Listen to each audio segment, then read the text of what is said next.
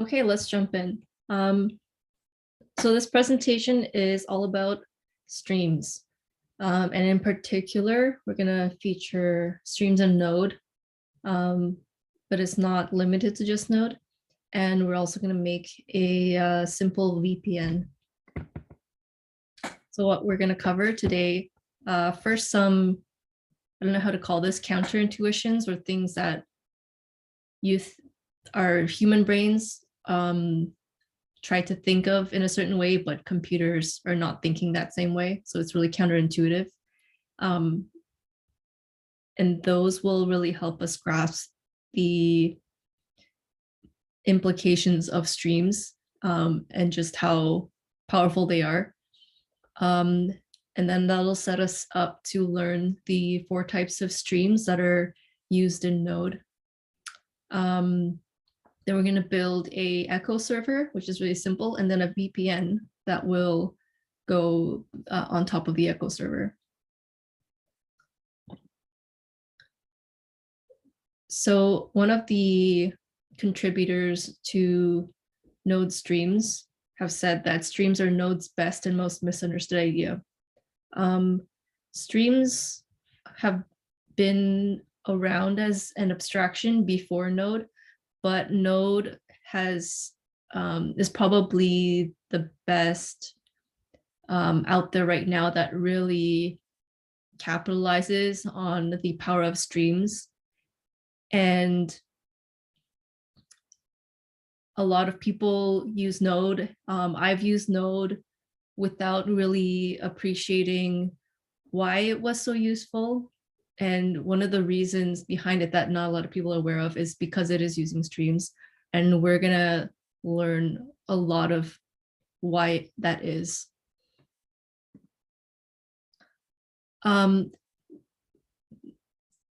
My process of learning streams was very psychologically like irritating and painful. It's like one of those things where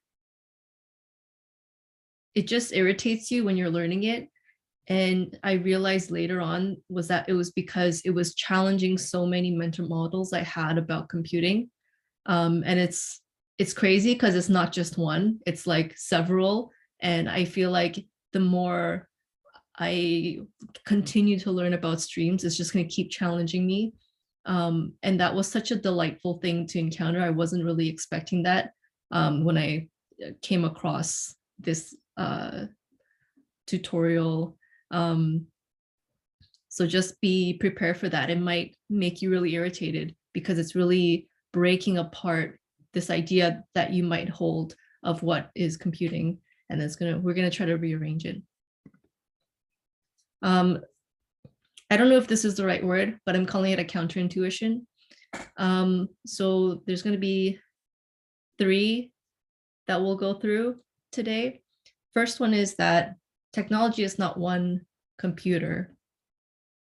So what I mean is that when you think of technology, you might think about your computer because that's what you use, especially when I was more of a front-end developer. You always think about like the browser or like that one user who's going to use your website. And you just think about technology and you think it's just in isolation. And even in school, when you try to think about when you try to ask your professor for the first time, like, what is a computer? How does it work? They'll start talking about like circuit boards. And that's a lot of the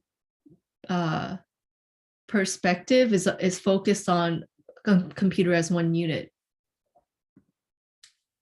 But when I had to shift and try to grasp streams, I started to understand that that's not the most accurate way to think about what is technology that we use, what is computing. It's not so much one computer. If you think about it, all the really important things that happen because computers are able to communicate, and in doing so, they're able to specialize in a certain task, and then share their resources. And it's kind of like how the sum of its parts, the sum is greater than its parts. and you think about what the internet really is, um, and it's really just a connection of everyone being interconnected. And another interesting thing is that the idea of like computers as these specialization units. So you'll think of maybe a singer who's recording a song on their computer. So their computer is specializing in recapturing that audio and recording that song. And then you'll have that being sent to maybe a different server that's specializing in distributing that audio. And then that'll reach another server or another computing unit, which is like your iPhone, which is specializing in like keeping track of your playlists and letting you listen to that song. So you start to think about technology not as just focusing on one computer, but what its network effects are. And that is kind of like, I think that is a more accurate way to think about technology. Think about how all computers work together, not just computers, like phones. Everything is almost connected, even if it's not directly publicly connected to the internet, they're like always connected to a private network that's connected to something somewhere. So it's really hard to think about computing in isolation. And I think this is going in the right direction. And that starts to make you think about if computers are really about sharing resources, it helps you start thinking in the right direction of like, okay, then what is the challenge of computing?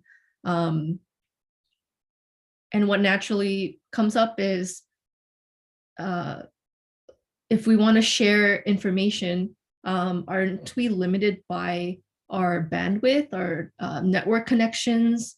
There's like a hard physical limit on how good the network is.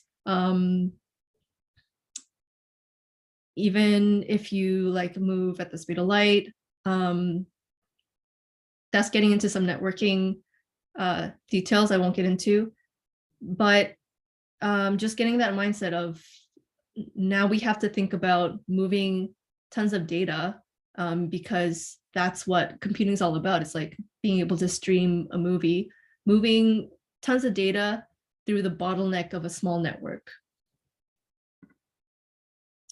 So this is quite a famous quote. Doug McElroy, a long time ago in 1964, said, "We should have some ways of connecting programs like a garden hose. You screw in another segment when it becomes necessary to massage data in another way. This is the way of I/O also." So this introduces a really important and powerful image of a garden hose and having something fluid, water, that flows through it as a way of passing around data effectively and reliably.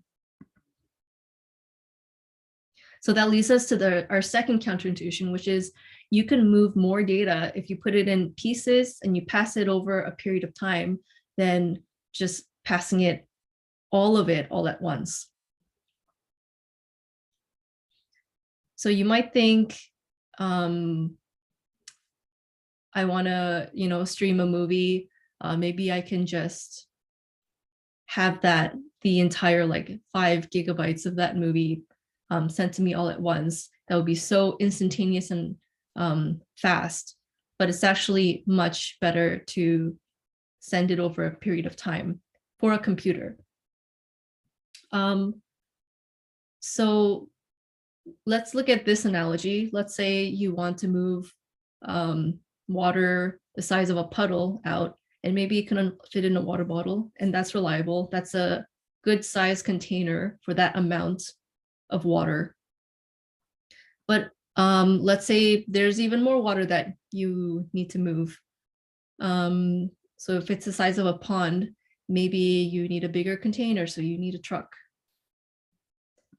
All right, so then if you need to move a lot of water, what are you gonna do? Like get a huge container, like a ship, it just starts getting ridiculous. And you're starting to see how you're so limited by the container.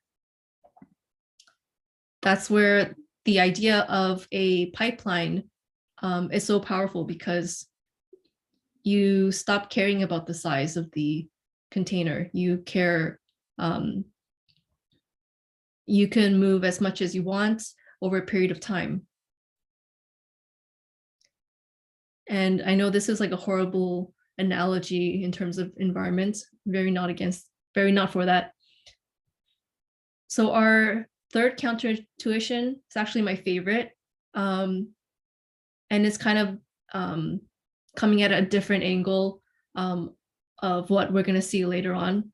So you'll see later on why these counterintuitions are important in helping you understand the power of streams.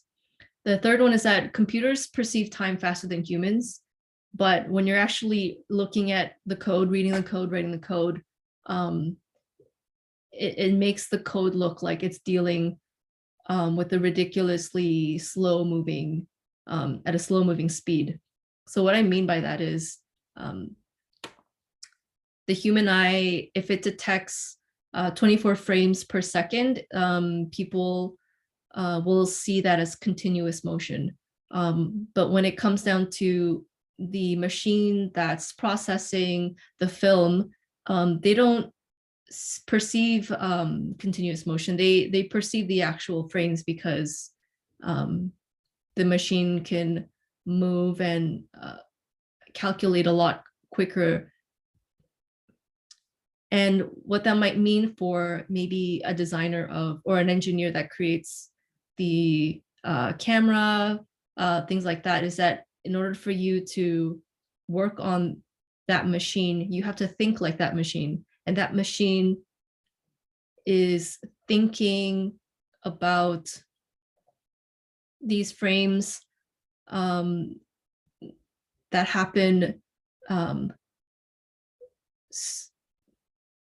so fast to us, but to them is kind of so slow. So that's why to us it's really jarring when you see when you're working at that machine level of time. That sounds a bit abstract, but you'll sort of see how that fits in. So now I'm going to introduce the 4 types of streams that are a node. Of these, I think there's only like really 2 kind of major ones. These are not so much abstractions of like streams in general in computing. These were kind of developed specifically around node, or just like built up in sophistication a lot more. So the first one is a readable stream. Readable means it's read-only. You can view data, but you can't write to it. Pretty standard definition. So for example, this is not with the stream. This is just reading a file. So I'm just going to use like this analogy of like a file, because I think that's a really simple way to think about reading and write streams. So let's say we're reading a file. You might have seen something like this. You just want to load the entire text, and this will load the entire text all at once and log it out. So let's say this is your text. It's Taylor Swift lyrics. And yeah, you can read the file and you'll read it all at once. But when it comes to reading in a stream kind of way, you might read one line at a time. So one line at a time would look like, first you read the first line of the lyric, and then this one, and then the next one. So I think we're all pretty well versed with that. And then the second is obviously the writable, which is like the opposite. You can write to a file. It's similar to a writable stream where you can add data. So you can add another line to your file. So those are the 2 major ones. The third one is a transform. So I guess imagine as you're reading the file, or as you're processing the file through a stream, you're like transforming it somehow. Maybe you're translating it to French. And then the last one is a duplex, which sounds a little intimidating, but it just means it's both readable and writable, and it can do both. And we'll see more like code examples of this. So in summary, there's 4 types of streams: readable, writable, transform, and duplex. This is specifically for Node. But we're going to get into how the way Node does it, because Node does stream so well, and it's super powerful the way they've developed this. This is just another diagram to show what we're going to get into. You might have a file. That file gets processed into a readable stream, and there's a pipe. And the pipe, we'll see a bit later, it allows you to process from one stream to another. It gets sent to the writable stream, and then wherever it needs to go, maybe saved in memory. So what exactly is the stream? It's not water through a hose. There are buffers or strings. I think buffers are like, it'll buffer like hex or characters or bytes, whatever units of data, also strings. It also includes anything that can become buffers or strings, so you can serialize things like objects. So this is the specific syntax that's used in Node. The function name is pipe, and that is really similar to the Unix pipe function, where the output of one command will be passed directly into the input of the next command. So that's kind of where it comes from. Also kind of alludes to the hose analogy. So you have your source, and then you pipe into your destination. So whatever output comes from the source will be input to your destination stream, I might say. So this is one example. Your read stream will be piped into your write stream. So whatever your read stream will provide contents like text or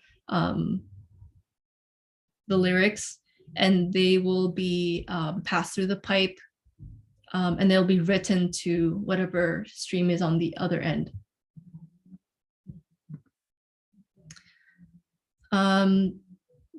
This is also a type of a read stream and a write stream that might be really familiar to everyone.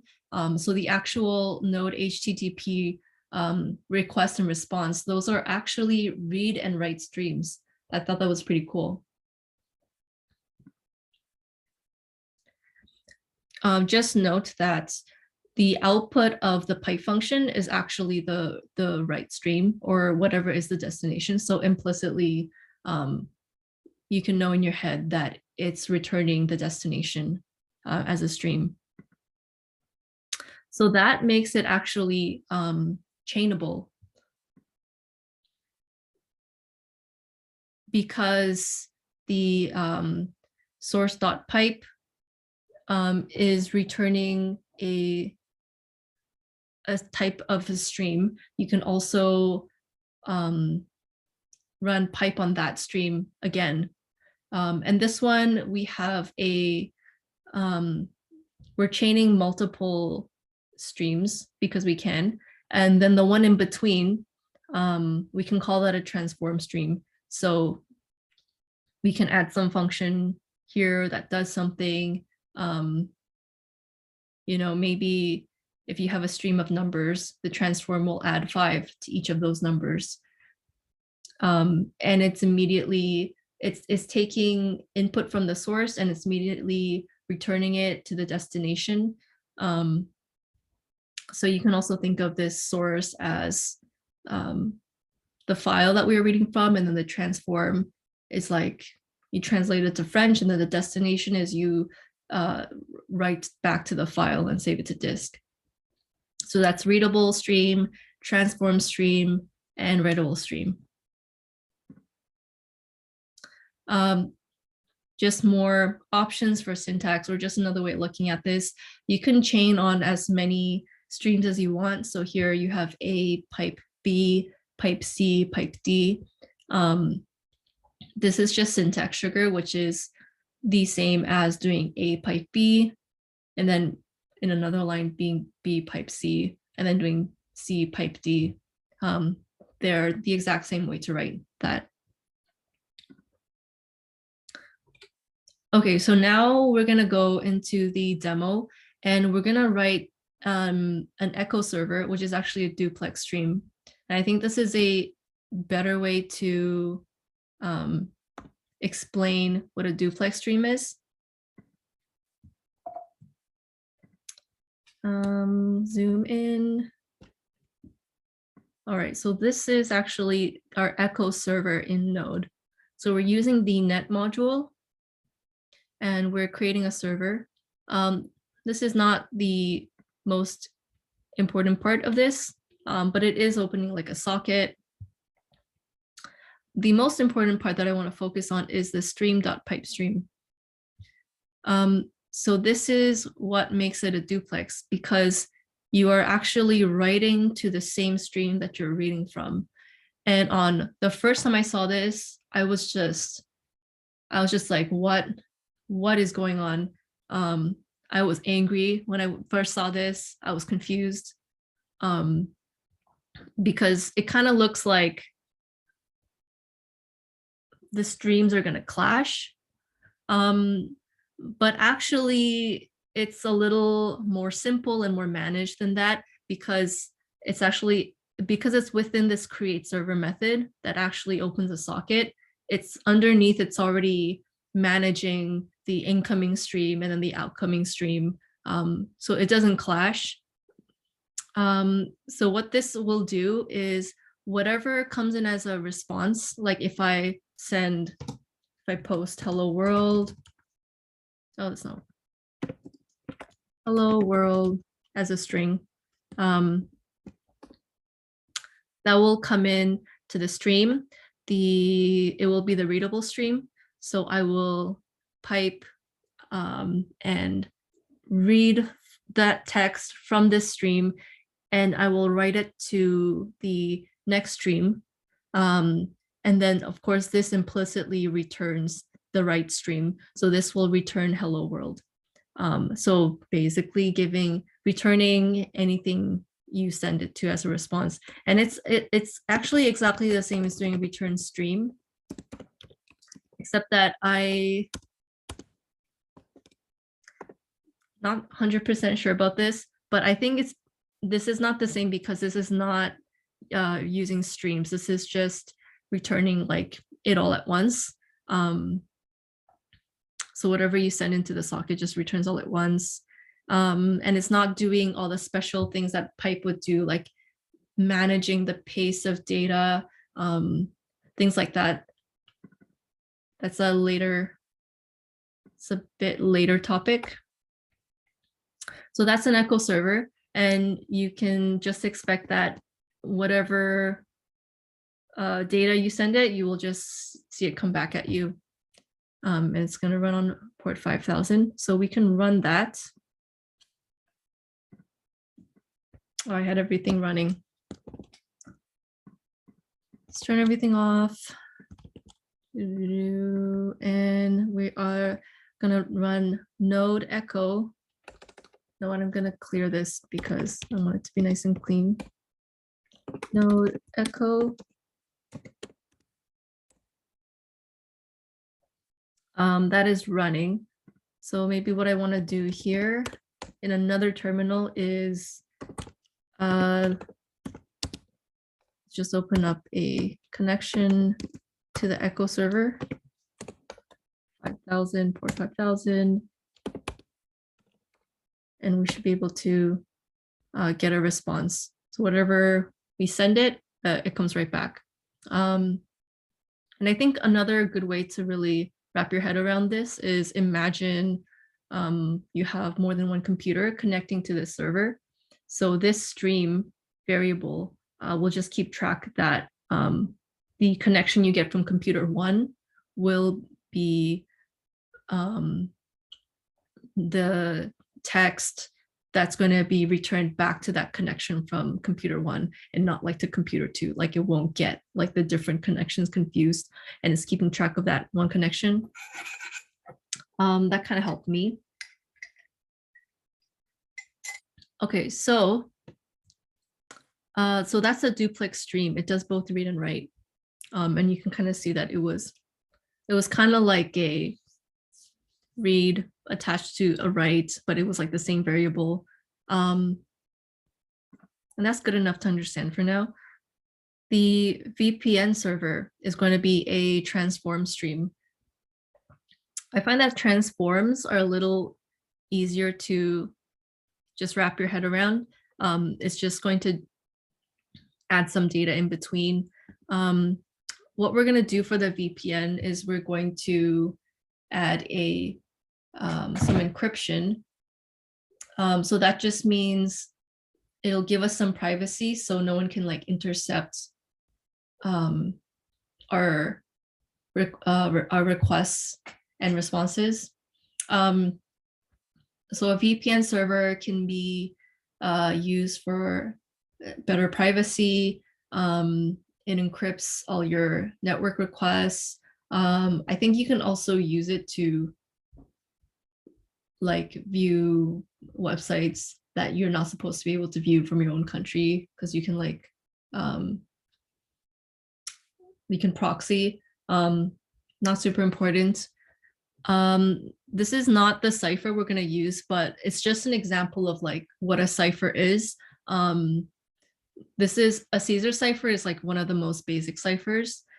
It just shifts the letter in each letter in the message a little bit, and then if you know how many steps it's shifted, you can easily shift it back. So it's a really good demonstration of ciphering, encrypting and decrypting, adding a cipher and then a decipher. So we're going to use a cipher that is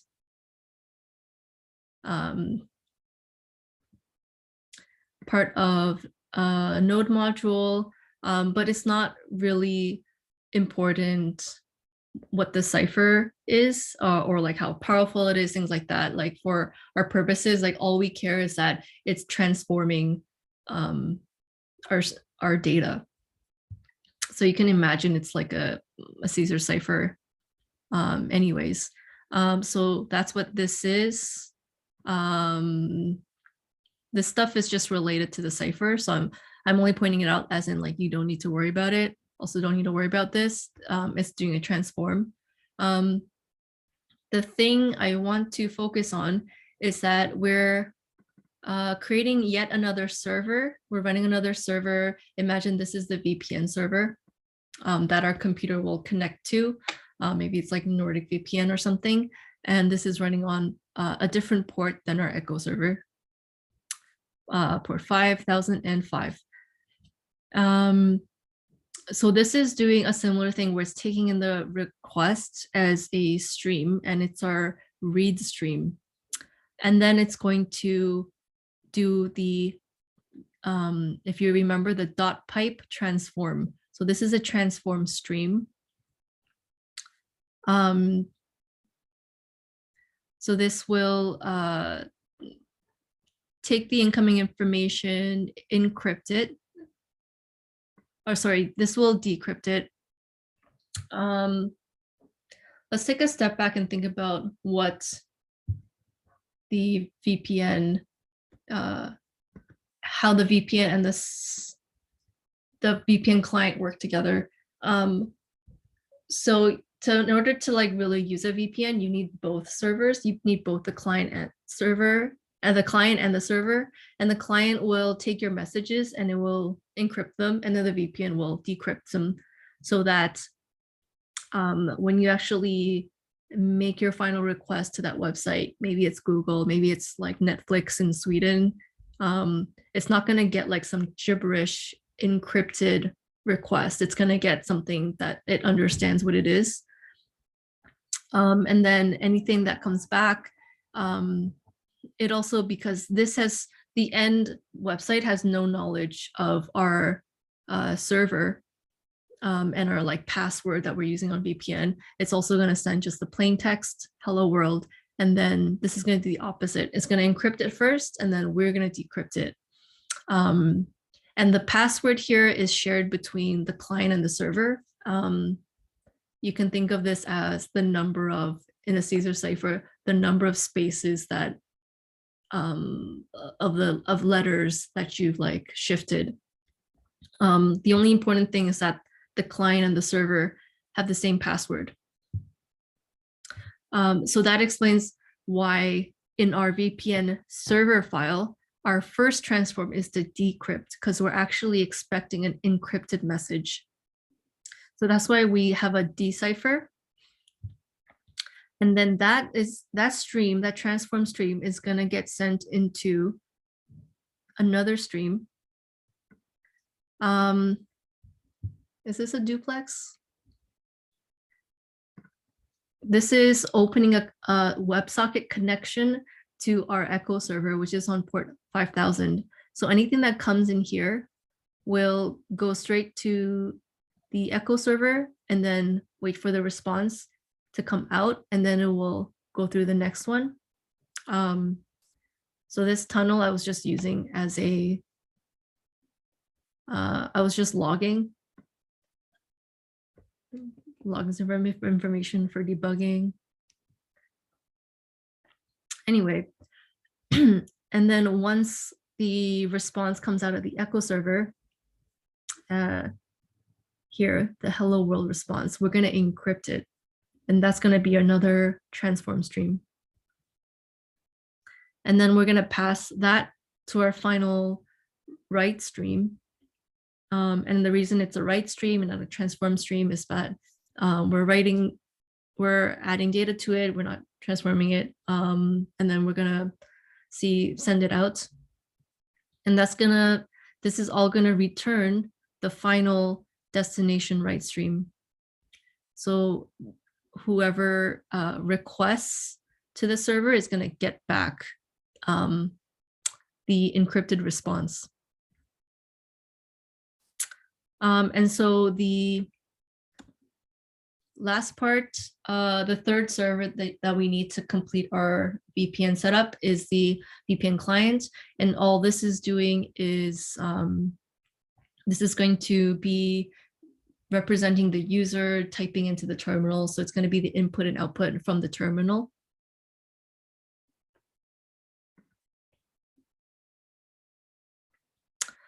So our read stream is going to be process standard in, which is the terminal. It's going to do another similar transform. It's like the reflection of the VPN server. We're also going to send that to the VPN server. This is really, really similar to the VPN server. It's going to open that WebSocket connection to port 5005 where our VPN server is running. And whatever comes out, we're going to transform that by deciphering. So remember, we want to decrypt the message. And it's going to come out to our write stream, which is standard out, to our terminal, and we're going to see it there. So in order to run this, we got to run it in order, because you see that this is the client's actually depending on 5005 running, which is our VPN, which is dependent on our Echo server running. So let's run that in order. We got our Echo server is running. This one is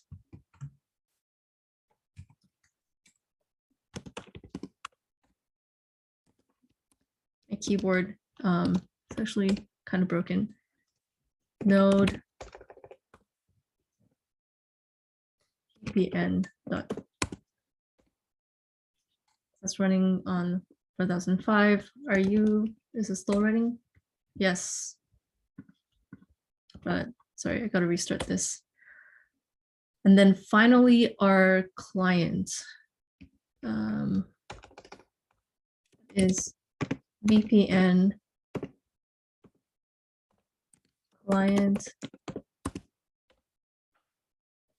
So once we send in some data, we might expect that it passes through the encryption pipe and is streamed to the echo server.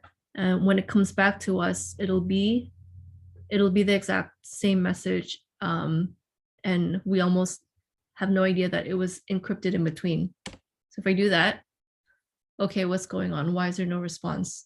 So it's actually buffering, which means it's waiting for like a certain amount of bytes to come in before it decides to process. And that's part of one of the features of Node streams. So if we write enough data, it's going to buffer at some point. Oh, keyword's not good.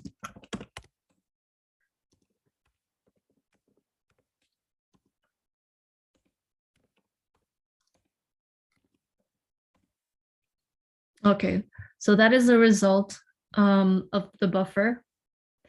So you see how the beginning few characters were returned to us. So this is actually our the sign that it's working. Pretty cool. Pretty cool. So if we review that again, we had someone at the terminal of the computer. They're going to type in to standard in a text which gets transformed in our VPN client. It's going to get encrypted and passed in this format that's gibberish to the VPN server, where if we have the same key on both the client and the server, which verifies that we are the correct client, it's going to be able to decipher it into the correct message that we intended it to be. It's going to send it to our echo server, which has no idea there's like a VPN. It's just doing some processing. This happens to be, it's just returning the same message that it got. When it gets sent back, the VPN server does the opposite. It encrypts it this time. Since it is gibberish, we decrypt it, and then we get the original message back. If this wasn't an echo server, if it was, Netflix in Sweden, we would, instead of Hello World, we would start streaming a show in Swedish or something, and it won't be gibberish. Yeah, so there you go, a VPN server that you should never use because it's not fully secure, but it goes to serve a purpose. That's actually all for today. I was going to include some like more interesting things because this whole node streams abstraction, it goes so deep and I've only really scratched the surface. Here are some resources. This is where kind of it started. The front-end master's course by James Halliday. He is really, really, really smart and good at networking. Like he knows some like crazy things. It was honestly a little intimidating to first watch, but worth it. I have the demo code. I have it on GitHub here, and I wrote a little bit of a similar content to now that I've presented now, and you can see the notes here, and there's some instructions if you want to play with it yourself. This is an amazing blog. Dominic Tarr is one of the contributors of Node, and this is such a gem. His analogies are so illuminating and accurate. Here he's talking about how hashing works like the fairy tale Cinderella with the glass slipper. But he also talks about the streams. He talks about the history of streams, which is, I think it's kind of hard to come by that kind of content. And then he's also talking about how some nuances of like some challenges of when they were developing streams. recommend to read this, but definitely not right now, because I think this is a lot of heavy content. If you might want to like let it sit, come back to it in a month. Unless like you know this stuff, then this is pretty interesting. The mechanics of how streams work. It's actually counterintuitive because you normally think of like reading as a passive activity and then writing as an active activity, but streams are actually pulling data. So the read is the one that's like actively pulling data, and the write just like sits back passively and just like accepts information. And that is like important to know later on when you're developing more with Node. So that is the presentation. Yeah, I hope it was as mind-blowing as it was to me. Yeah.